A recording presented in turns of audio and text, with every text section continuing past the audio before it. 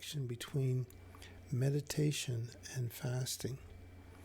And a lot of people go to retreats. And when you go to a retreat, you don't just, most cases, you don't just restrict food, but you leave your cell phone home. You don't do internet when you're at a retreat, or you're not supposed to for most of them.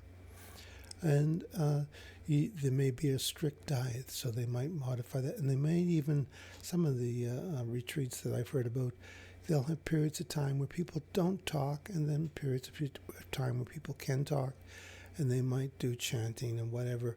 But it's restricted in terms of all the inputs that come into your body. And the question is, why is that important, and how does that relate to fasting of food? Well, if you look into many religions, they will connect fasting with meditation and power and getting answers and going inward.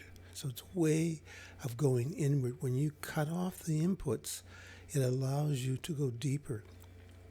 Think of a sensory deprivation tub, and you go in there, and people have said that they have, quite amazing, inner awakenings when they completely isolate off input.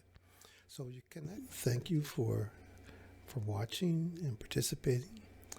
And if you feel that you're able to, go to www.buymeacoffee.com/ST.